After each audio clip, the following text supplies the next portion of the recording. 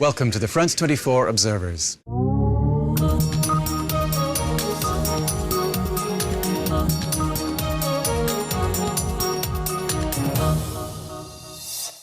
This show is based on our network of observers. They're ordinary people who tell us what's going on where they are and send in photos and videos to document it. We check everything here in Paris and bring the best to you.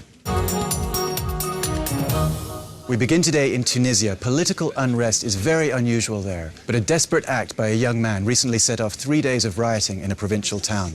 He was sick of poverty and corruption, so he set himself on fire in front of the local government building. We go to Sidi Bouzid with our observer Slimane Rouissi. The man who set himself on fire was a street vendor. He had 8 family members depending on him. Street vending is illegal in Tunisia. The day of the incident, police had confiscated his merchandise, which is fruit and vegetables, and then mistreated him. He went to the governor's office in Sidi Bouzid to try to sort things out, but he wasn't allowed into the building. So he took 2 bottles of paint thinner, poured them over himself, and set himself on fire. He was badly burned. His relatives gathered at the same place to show their support. So did other street vendors. They're sick of being treated with scorn and neglect.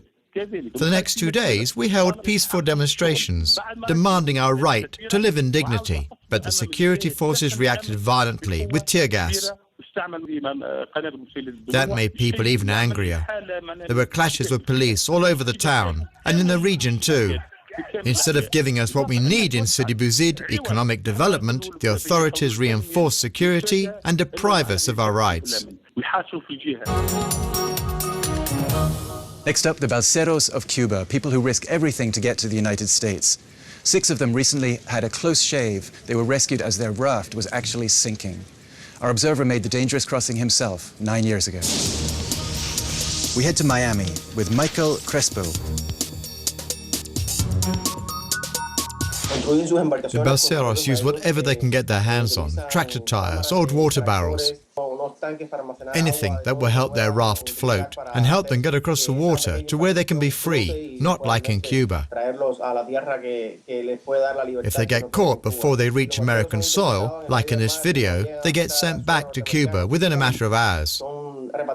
But if the balseros are in a really bad state physically, there's a chance the Coast Guard will send them to a hospital on the US mainland. The law is quite clear about that. If a Cuban puts 1 foot on US soil, in whatever context, they get the same rights as a US resident. It took me 7 times to make it. The first 6 times we were caught by the Cuban authorities, sometimes even before we got on the boat. My family helped me raise money for the crossing, so I could do it in a proper boat, not a raft. Now I'm in the US, I am very grateful to this country. They opened their doors to me. We end today with rope jumping, a new extreme sport which for some reason is taking off in Russia. We head to Nizhny Novgorod with our observer Timofey Zuyev. The idea behind rope jumping is that you take a regular climbing rope, then you jump from a high place, like a building.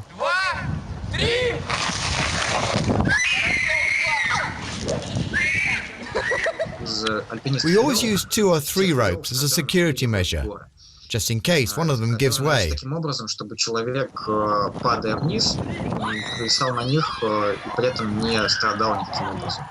ropes aren't elastic, but they absorb some of the shock. We only use top quality equipment and get help from professionals. If you follow the safety rules, it's no more dangerous than any other hobby.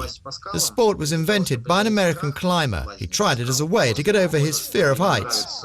He found he liked it, and it started a trend. It's true. When you jump, there's nothing like it. That's it for this week. As always, you can find more reports from our observers on our website. So happy holidays and see you next time.